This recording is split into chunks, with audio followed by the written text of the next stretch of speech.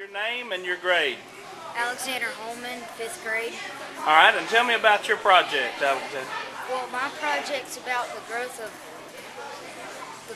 mold, and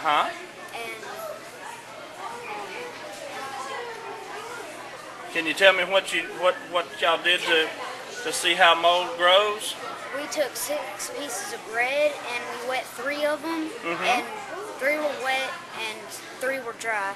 We put 2 in my attic at home, 2 in the refrigerator, and 2 on the counter in my kitchen. And we labeled the bags so we knew which one was which. And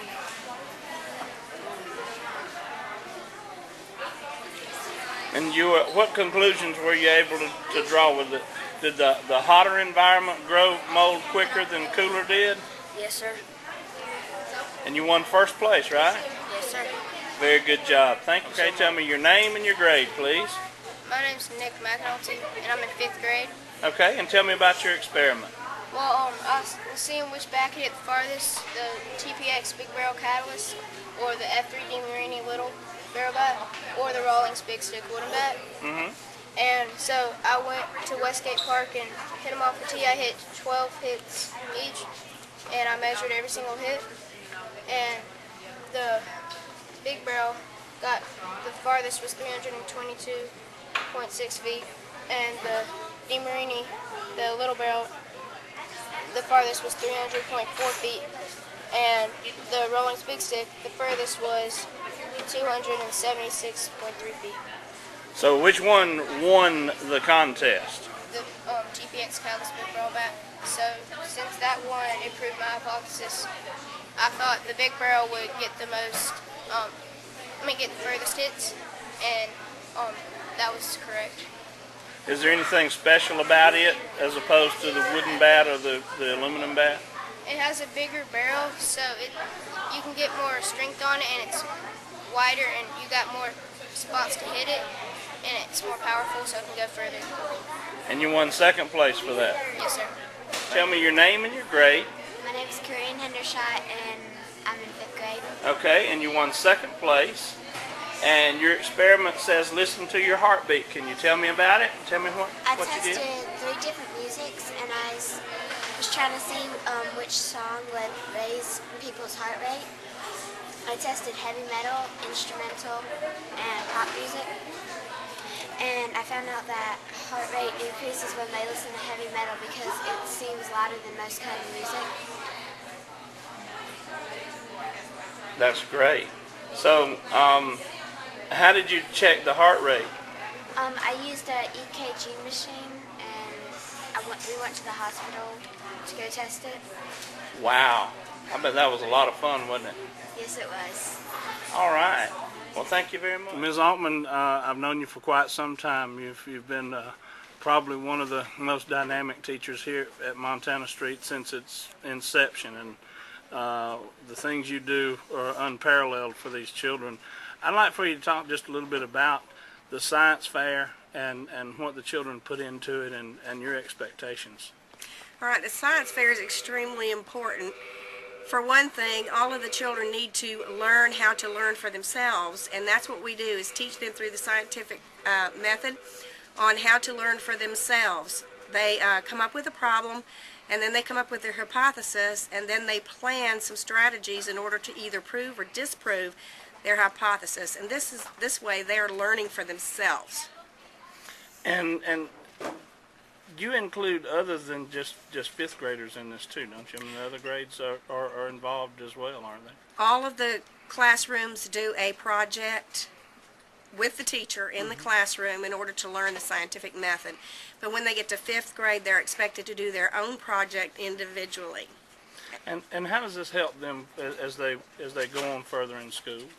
They learn through this process how to learn for themselves. They won't need a teacher or mom or dad to figure something out. They will learn already how to come up with a strategy to learn for themselves through self-discovery. And I've seen some widely varied projects down there. Do you kind of have a list of what they can do, or do you just pretty much let them do whatever they think they're capable of? We provide a list for students who are unable to come up with something on their own, but they do have the opportunity to surf the web and come up with something that they're interested in, and then they get it approved by their teacher. This way, that's something they're interested in, not something the teacher wants them to do. And I think you got at least 100% participation in this. I haven't seen anybody that hadn't had a project. Have you ever had somebody that just couldn't do it? We did have, on occasion, someone that did not come up with a project, but then we have teachers here at the school who will assist that student in making that happen. So basically, this is a school-wide participation kind of thing, and it prepares them for what they're going to do later on in school. That's correct. That Ms. is Altman, correct. thank you so much for what you do. I appreciate it. Thank you very much. Well, Ms. Clark had a lot of good projects done today, handed out some awards.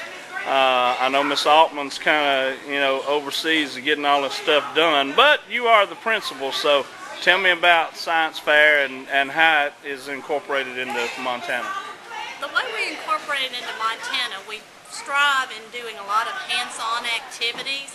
And what I was discussing with a parent earlier, and these are all 5th grade display boards. Each 5th grader is required to do a science project with a display board. And what we do is we start preparing them in kindergarten. In kindergarten all the way through 4th grade, they do individual class poster boards like you see in back of me. So they've had the preparation so that when they come to 5th grade, it's not such a shock to the parents or the students because they have that groundwork. So it's taking what they're doing in the classroom and putting a more hands-on approach to the science activities they are participating in.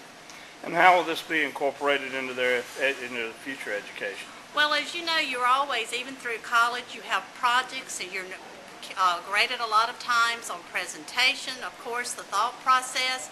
So this starts planting those seeds and letting them know that they do have to take a project, start from the beginning and take it to the end and set the goals so that it will be successful. Well, it's coming up on the end of the year, and you got this one behind you. Are you glad? It has been a wonderful year. I don't know if it's the kids being so good or what it is, but this year has gone by so quickly. We have great parents that work together, and this is my 5th year, and I'd say it's been one of our best. And how do you think that having the new magnet schools are going to help the school system? Well, what it will be a learning process, but I'm very open to working closely with Hurd Elementary, and I know the same will apply with Carver and Beverly.